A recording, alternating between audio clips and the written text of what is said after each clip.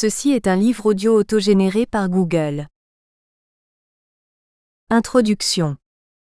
Le pragmatisme juridique serait l'attitude intellectuelle des juristes qui se consacrent au droit en action, aux résultats et aux conséquences du droit, qui se focalisent sur les faits juridiques plutôt que sur les fictions, les abstractions ou les idéaux juridiques, qui privilégient les pratiques juridiques aux textes juridiques, qui considèrent que le droit est ce qu'il fait, qui donc se concentrent sur les effets du droit.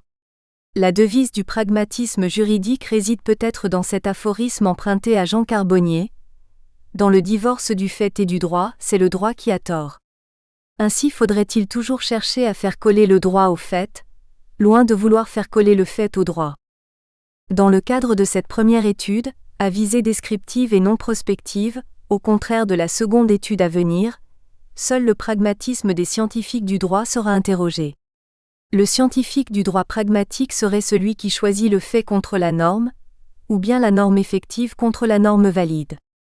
Selon que le chercheur sera pragmatique ou bien attaché à quelque approche dogmatique du droit, ses méthodes, ses observations et surtout, ses conclusions et ses propositions pourront différer radicalement. C'est pourquoi il faudrait préciser et développer la distinction du pragmatisme juridique et du dogmatisme juridique, laquelle ne saurait aller sans distinction des théories pragmatiques du droit et des théories dogmatiques du droit. La théorie du droit. Dans l'expression théorie du droit, telle qu'ici utilisée, droit renvoie moins à un ensemble de règles et d'institutions positives qu'à la discipline scientifique qui les étudie.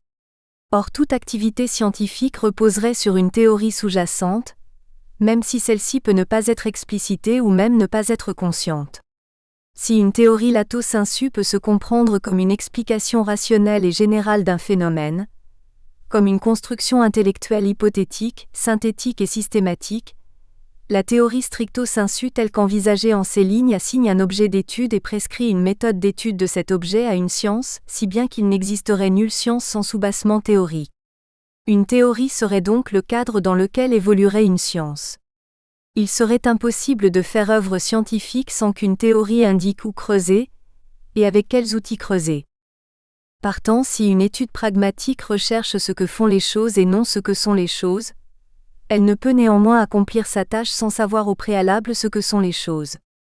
La théorie du droit, comprise comme code de la science du droit, indiquerait donc aux scientifiques du droit ce qu'est ce droit qu'ils doivent examiner, où est la limite entre droit et non-droit, comment ils doivent l'examiner et quelle fin ils doivent poursuivre. Elle regrouperait ainsi l'ensemble des principes qui confèrent à cette matière scientifique son particularisme, du point de vue de son objet et du point de vue de ses méthodes, et dont dépend très directement l'état des connaissances. La théorie telle qu'on la conçoit lato sensu intervient a posteriori, après l'expérience vécue, puisqu'elle consiste en une explication globale d'une réalité déterminée. Stricto sensu, elle posséderait un rôle pré-expérimental, il lui reviendrait d'arrêter l'objet d'étude et les principes méthodologiques de sa science. Une fois les faits recueillis, la science cherche à les analyser pour les expliquer, tandis que la théorie jouerait son rôle avant que le scientifique ne procède à ses expériences. Quant à ce qu'on désigne souvent par théorie du droit, à savoir la systématisation du droit positif et l'explication de la structure et des tendances générales du droit, il s'agit peut-être davantage de science macro-juridique, par opposition à la science micro-juridique. Suivant le sens strict ici retenu, ce serait à la science et non à la théorie qu'il reviendrait de comprendre et d'expliquer les faits. La théorie se contenterait, mais c'est là la tâche la plus décisive de toutes, de dire à cette science quels sont ces faits qu'elle doit étudier et comment elle doit les étudier. Dès lors, si les activités de certains scientifiques du droit apparaissent pragmatiques, ce ne peut qu'être parce qu'ils sont influencés par des prémices théoriques pragmatistes. L'objet de cette étude sera d'examiner les travaux des juristes pragmatistes afin d'identifier et mettre en lumière les théories pragmatiques du droit sur lesquelles ils s'appuient. De plus en plus de publications scientifiques contemporaines tendent à se détacher du dogmatisme juridique qui a marqué le XXe siècle, et semblent s'inscrire par opposition à ce dogmatisme juridique, dans le domaine du pragmatisme juridique. Néanmoins, cela n'est que rarement explicité et expliqué car une des premières règles du pragmatisme semble être de ne jamais revendiquer son pragmatisme, et même de ne guère réfléchir au caractère pragmatique de ses activités. Il est ainsi rare que des pragmatistes affichent leur pragmatisme, celui-ci étant d'ailleurs souvent inconscient. Et les recherches sur les théories pragmatiques du droit soutenant ces travaux pragmatiques demeurent quasi inexistantes. Pourtant, peut-être serait-il pertinent d'ériger la distinction des théories dogmatiques et des théories pragmatiques en nouvelle summa divisio des théories du droit. Par ailleurs, il importe d'expliquer brièvement pourquoi une ou des philosophies pragmatiques du droit ne sont pas évoquées ici. Comme la théorie du droit, la philosophie du droit chercherait à définir le droit. Mais telle qu'on peut la concevoir, elle le ferait à des fins et dans des cadres abstraits qui ne paraissent pas pouvoir se concilier avec quelque intention pragmatiste. En effet, indissociable du junaturalisme, elle serait subjective, idéaliste et spéculative, elle s'intéresserait à l'essence du droit, à ses permanences, à ses finalités en termes de justice ou d'épanouissement des libertés, autant d'objets qui n'existeraient pas aux yeux d'un pragmatiste. Philosophie signifie étymologiquement amour de la sagesse. La philosophie du droit, dont les visées seraient axiologiques et prescriptives, serait donc l'amour du droit sage, c'est-à-dire du droit juste, du droit bon, du droit droit. Il y aurait ainsi communauté de fins mais divergence de moyens entre philosophie et théorie du droit, et le pragmatisme ne semble pouvoir constituer une fin ou un moyen que de la théorie du droit.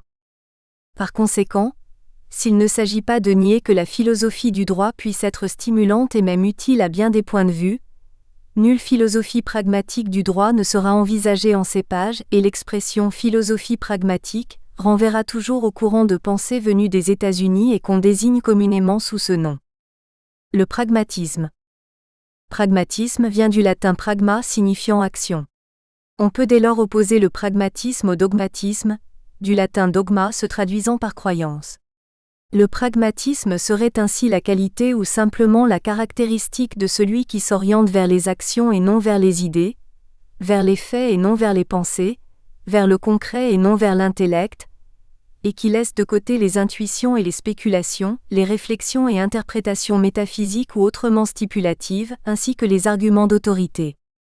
Le pragmatisme en cause n'est pas celui qu'on retrouve dans le langage commun, synonyme d'opportunisme, notamment dans le champ politico-médiatique, mais celui qui renvoie à un courant de pensée prenant pour critère de vérité le fait de fonctionner réellement, de réussir pratiquement et qu'on appelle classiquement philosophie pragmatique.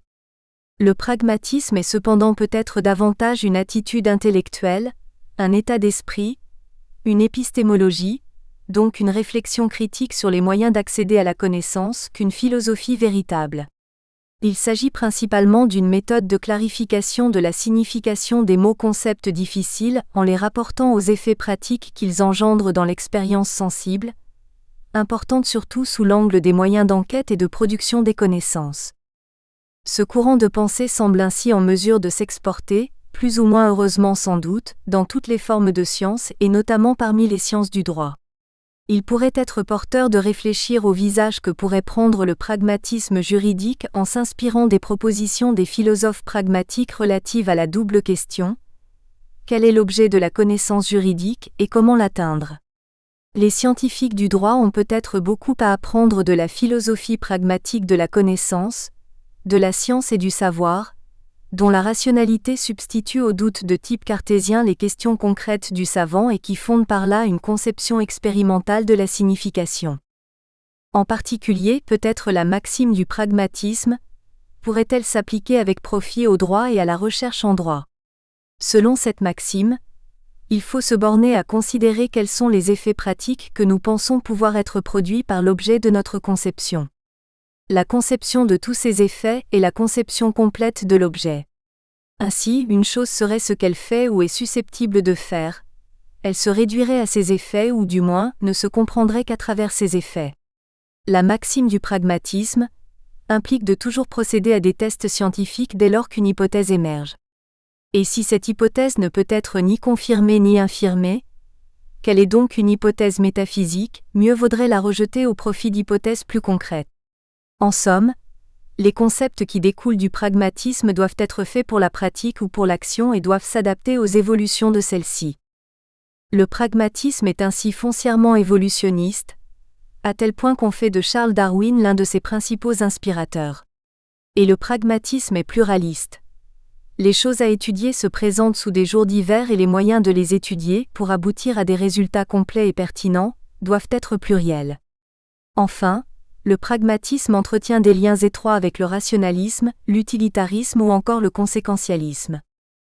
Néanmoins, les scientifiques du droit sont logiquement peu avertis en matière de philosophie pragmatique, et il faut gager que le pragmatisme juridique trace souvent son chemin indépendamment de la philosophie pragmatique. Certains scientifiques du droit contemporain forgent un pragmatisme juridique qui suit son propre genre. Il n'en demeure pas moins qu'il pourrait être intéressant de rechercher dans quelle mesure la philosophie pragmatique pourrait être exploitée afin de comprendre le droit. Toutefois, en cette première étude, seul le pragmatisme juridique déjà existant sera interrogé.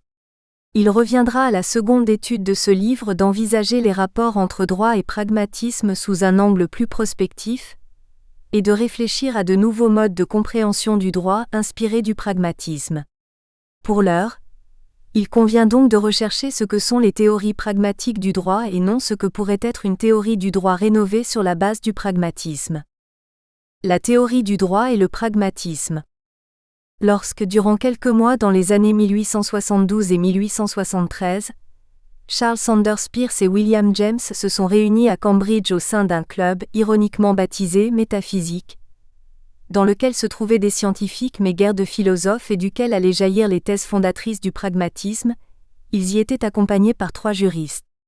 De plus, le mot latin pragma désignerait au sens strict non toute action mais plus précisément l'action en justice. Il est dès lors tentant d'imaginer que le droit entretiendrait des affinités avec ce courant de pensée plus qu'avec tout autre, et on en vient à retenir que le pragmatisme serait pour les juristes un retour aux sources. Toutefois, s'il n'est pas rare de trouver des références au pragmatisme juridique, legal pragmatism en anglais, et si les observateurs et commentateurs du droit recourent régulièrement à l'adjectif pragmatique afin de qualifier certaines réformes ou décisions de justice, on constate que l'expression théorie pragmatique ou pragmatiste du droit est quasiment inconnue tant dans la littérature francophone que dans la littérature anglophone, pragmatiste theory of law. Les théories pragmatiques du droit sont le plus souvent cachées, ce qui rend leur étude délicate. Comme le pragmatisme, par principe, conduit à délaisser les questionnements théoriques réflexifs, les théories pragmatiques du droit n'ont semble-t-il jamais été explicitées bien qu'elles imprègnent substantiellement les travaux d'un nombre croissant de juristes. Par conséquent, là où la théorie normativiste, par exemple, s'appuie sur quelques ouvrages précisément identifiés, il n'existe guère de travaux de théoriciens du droit expressément consacrés à ces théories pragmatiques. Pour autant, il faut gager qu'elles sont une réalité, et que si elles sont pour beaucoup spontanées et implicites, leur influence se fait de plus en plus importante. Même lorsqu'un auteur ne précise en aucune page de ses ouvrages quelles sont les prémices théoriques sur lesquelles il s'appuie, celles-ci existent nécessairement et on peut essayer de les identifier. Quelques prémices de conception pragmatique du droit, ou du moins, de réflexion sur le pragmatisme juridique peuvent cependant être trouvées dans les œuvres des illustres professeurs de droit de la première moitié du XXe siècle, que furent François Génie et Léon Duguy. À l'ère contemporaine, le professeur Joël Moret-Bailly a proposé, dans un article paru en 2013 dans la revue Droit, une esquisse de théorie pragmatiste du droit. Mais on trouve davantage d'approches pouvant s'analyser telles des théories pragmatiques du droit du côté des penseurs du droit anglo-saxon, si bien qu'il pourrait être bienvenu de faire connaître dans la culture juridique francophone ces visions du droit et des sciences du droit anglo-saxonnes. Par ailleurs, les philosophes pragmatistes ont pu s'intéresser au droit, quoique rarement, aucun n'ayant travaillé sur le droit de façon systématique. Ils en sont ainsi venus par exemple, à réfléchir à l'idée selon laquelle le droit ne serait pas une fin mais un moyen. Ensuite, afin d'identifier les théories pragmatiques du droit, il convient de s'attacher en priorité aux études portant sur les nouveaux objets normatifs tels que par exemple, les labels ou les standards. Il faut également se concentrer sur les travaux relatifs au droit global, sur les recherches dans des domaines particulièrement affectés par la mondialisation, comme la régulation de l'Internet et du Web, la lutte contre le réchauffement climatique, la responsabilité sociale des entreprises, le contentieux transnational des droits de l'homme, la régulation comptable et financière, les standards techniques, etc.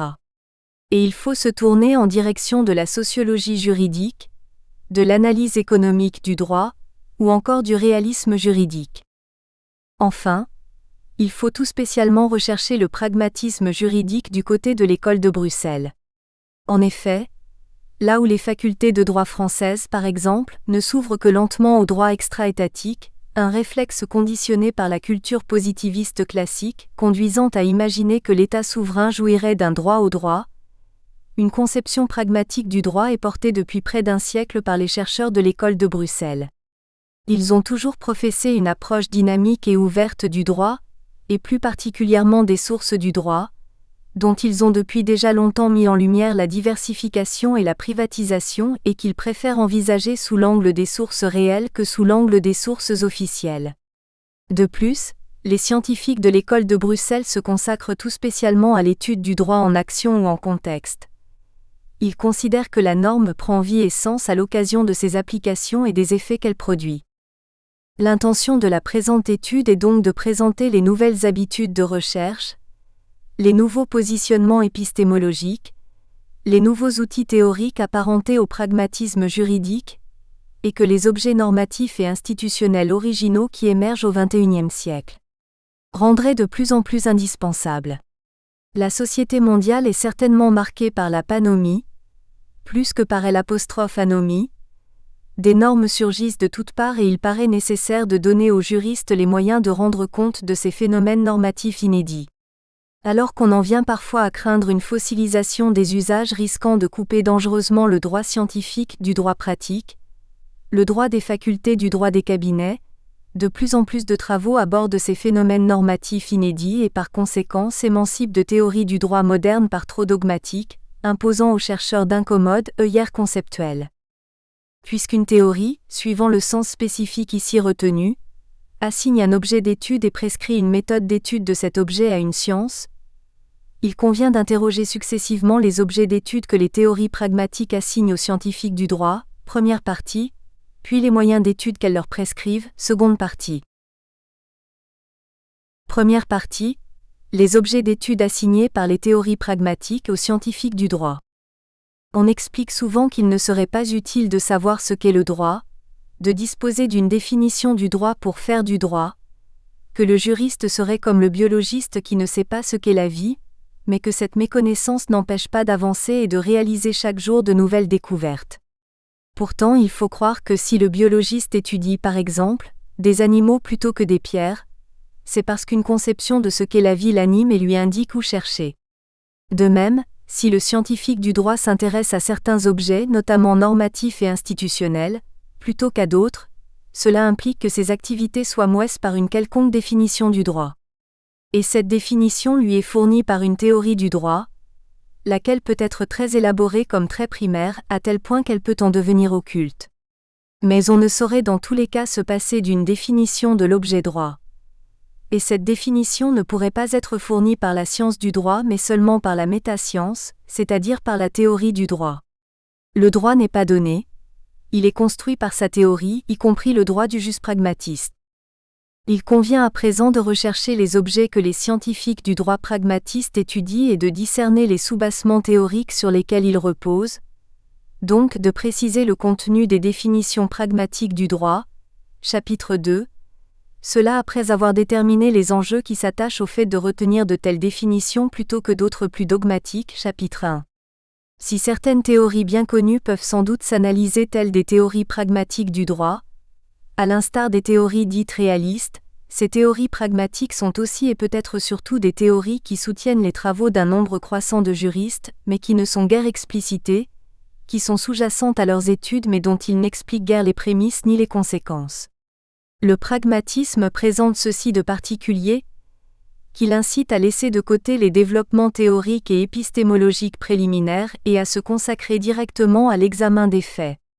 À l'heure actuelle, de plus en plus de chercheurs en droit, d'une part, se concentrent sur les normes et institutions qui marchent, qui sont efficaces, et d'autre part, ne s'interdisent a priori aucun objet d'étude en ne posant pas la question de la définition du droit, ni donc celle des limites de l'objet d'étude du juriste. Peut-être est-ce avant tout dans les travaux de ces chercheurs, parmi lesquels nombre de sociologues et anthropologues du droit, qu'il convient de quêter le pragmatisme juridique.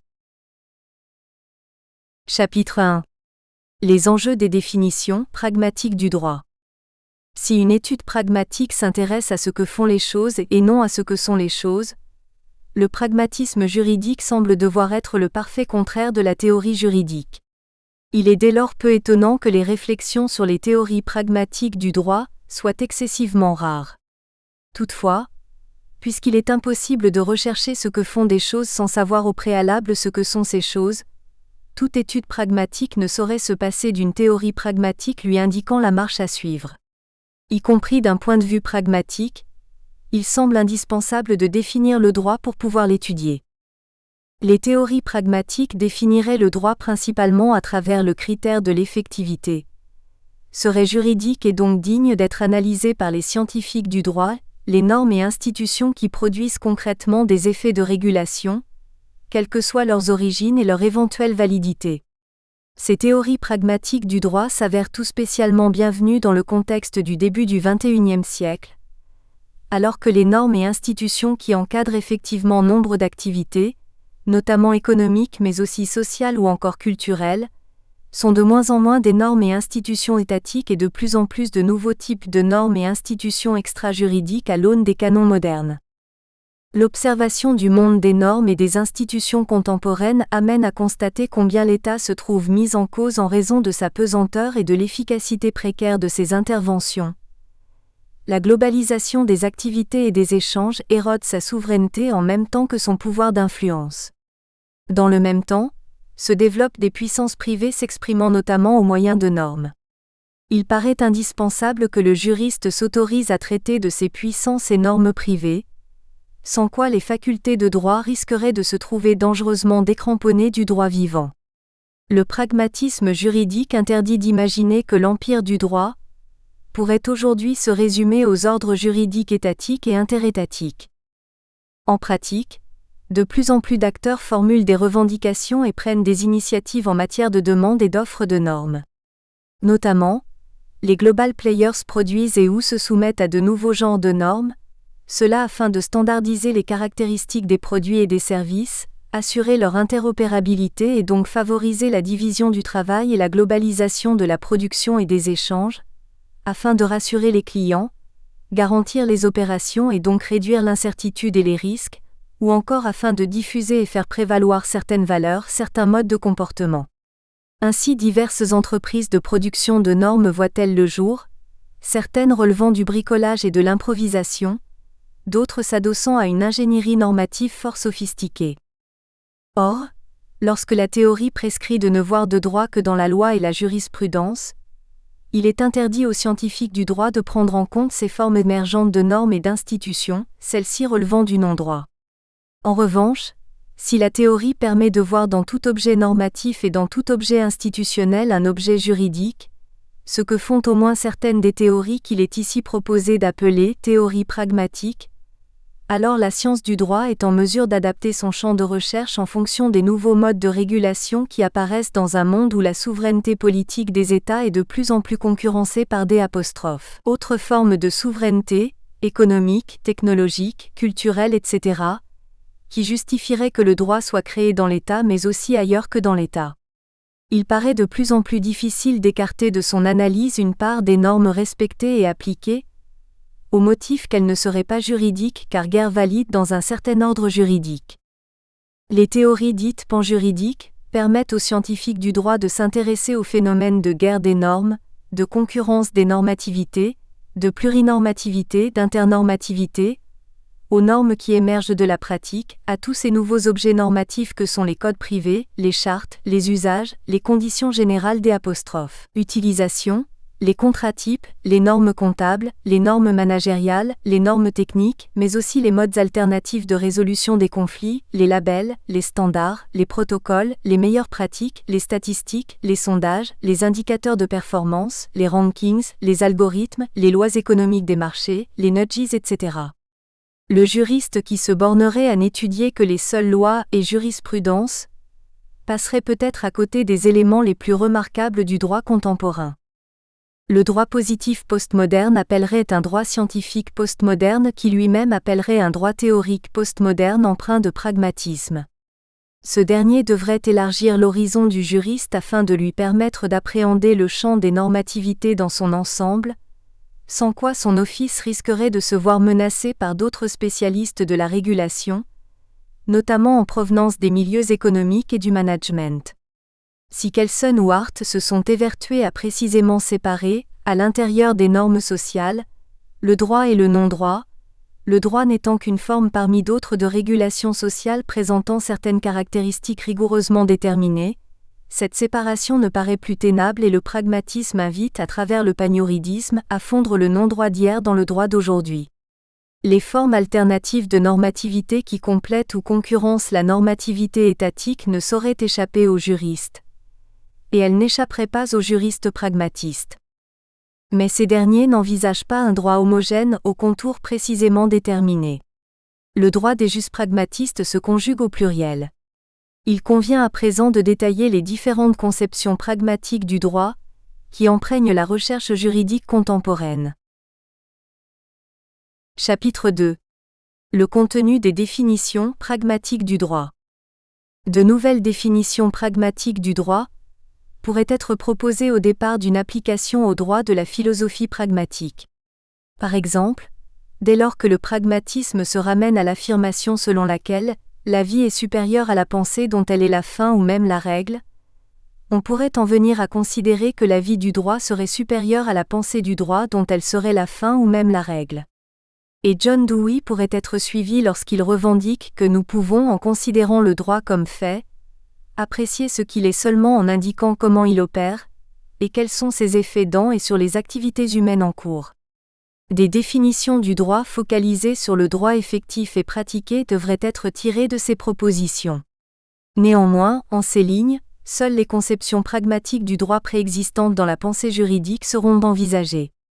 Ce sera l'objet de la seconde étude à venir que de proposer au droit de nouvelles voies à suivre, au départ de la philosophie pragmatique.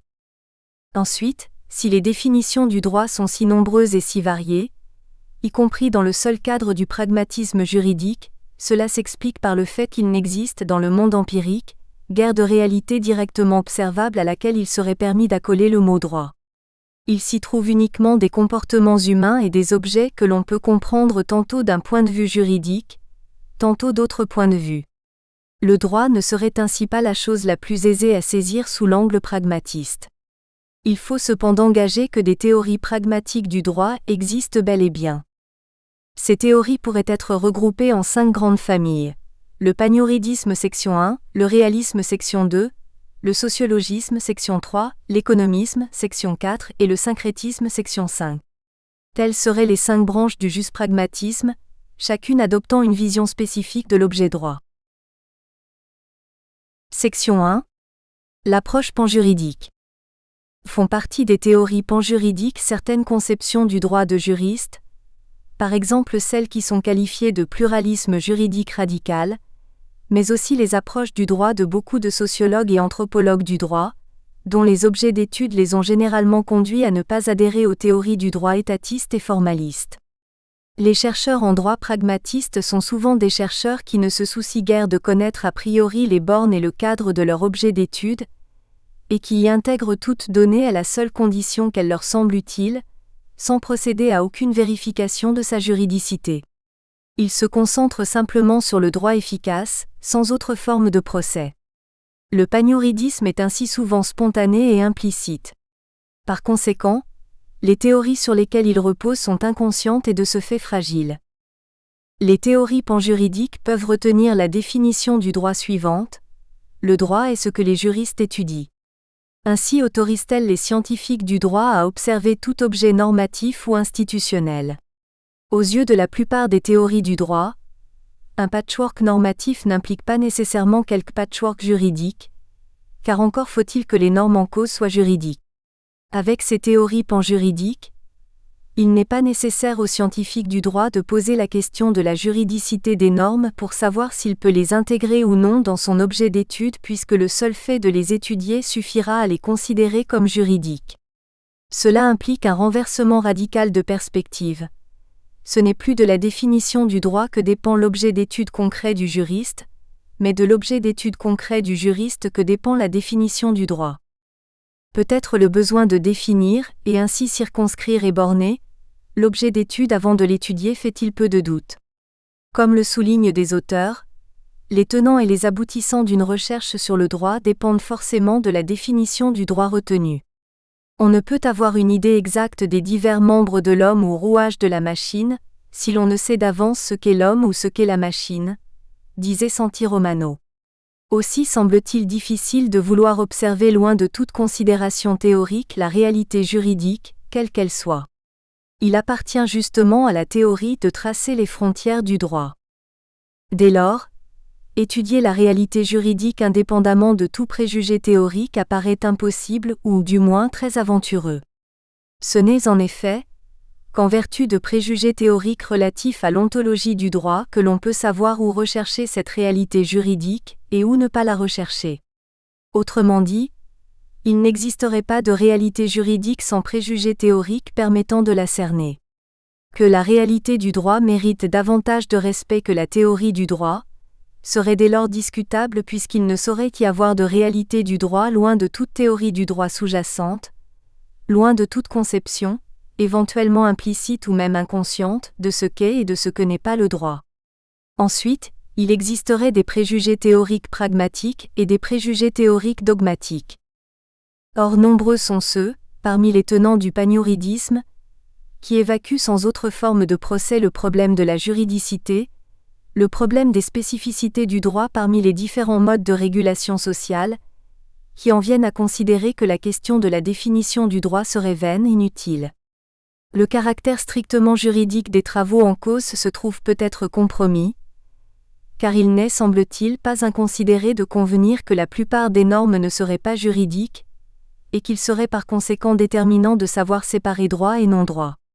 Certes, le droit est une notion à l'imprécision accueillante.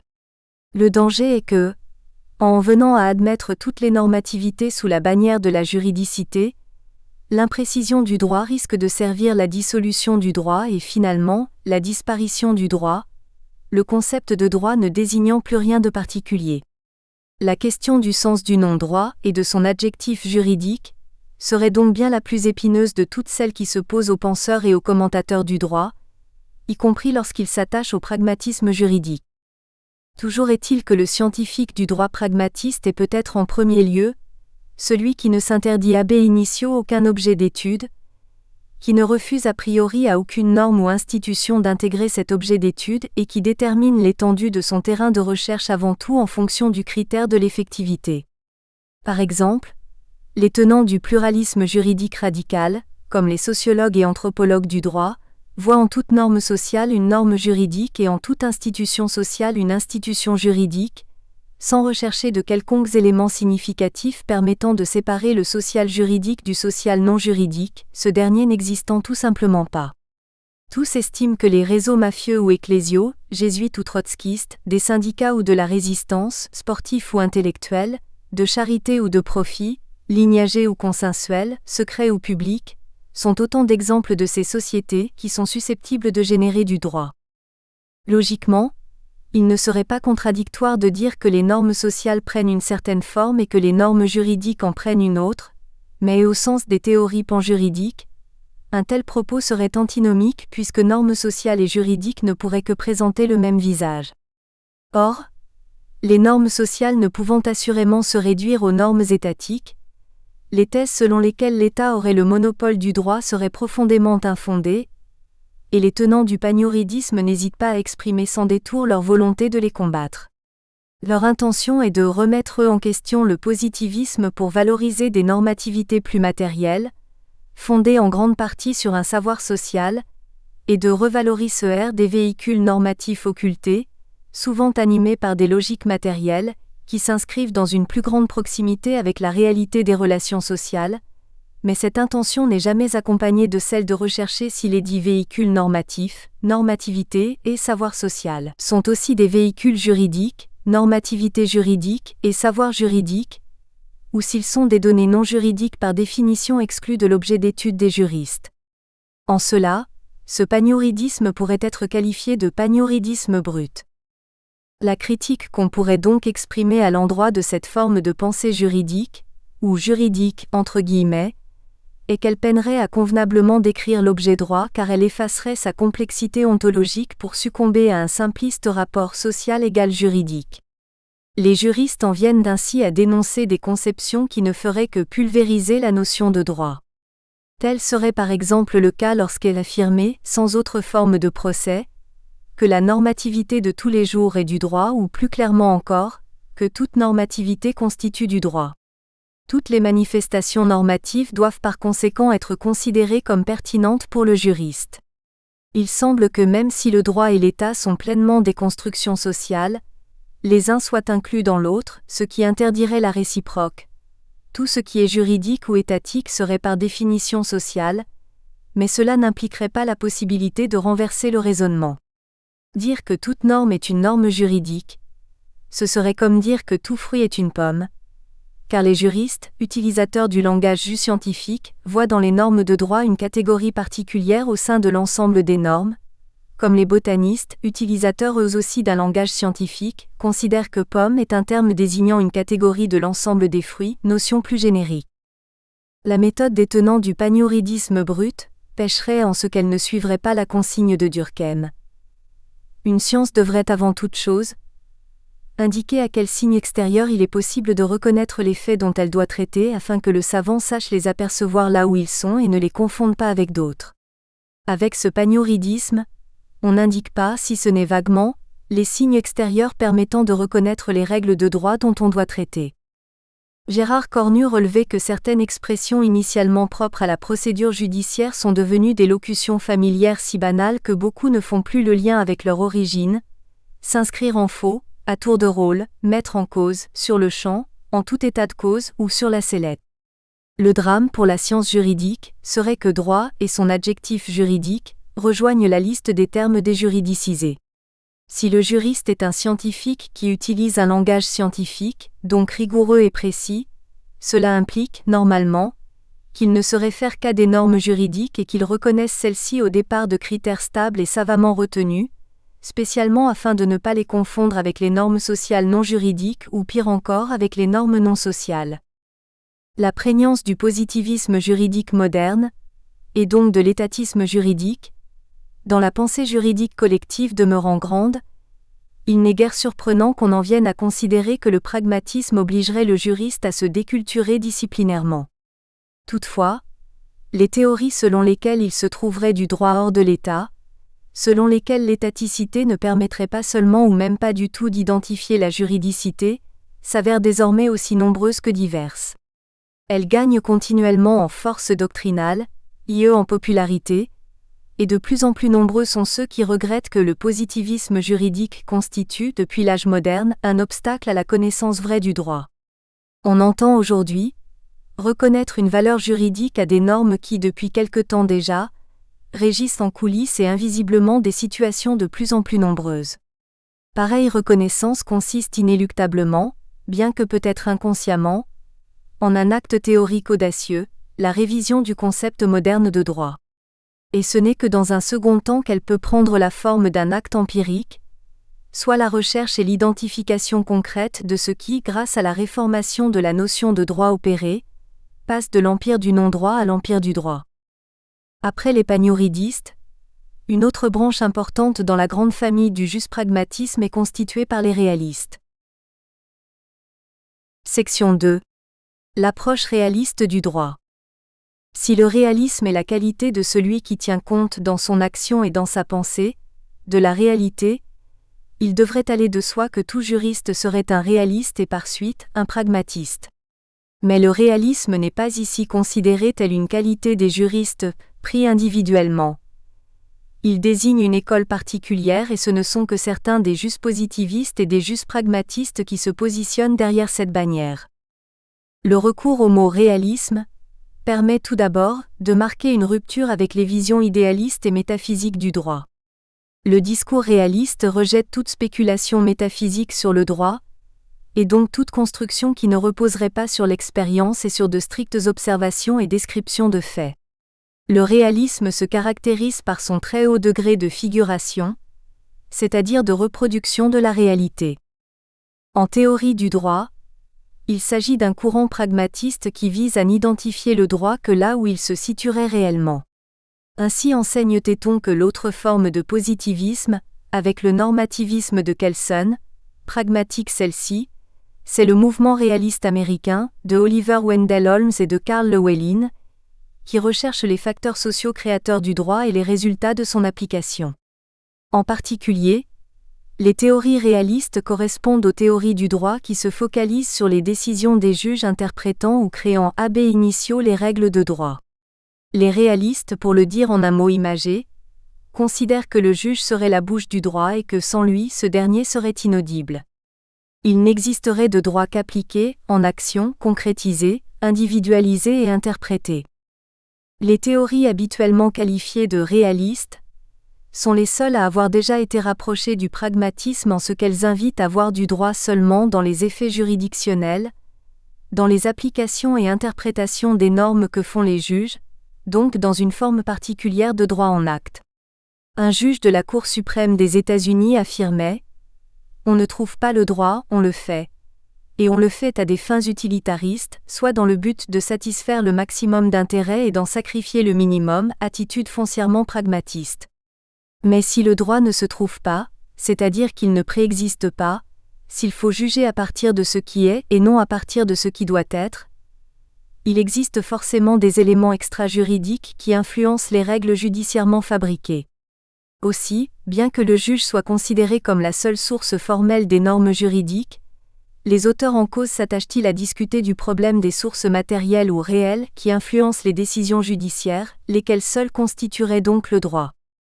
Par réalisme, sont visés plus exactement deux courants théoriques clairement identifiés mais fort différents. Le réalisme dit scandinave et le réalisme dit américain. L'un et l'autre se rejoignent à travers quelques postulats et constats communs, bien que de manière générale, ils divergent en bien des points et sont même parfois incompatibles. Au premier rang de ces points communs, il se trouve le souhait de s'attacher à une description empirique de faits juridiques observables. Ensuite, comme la théorie réaliste scandinave, le réalisme américain se veut empirique et descriptif.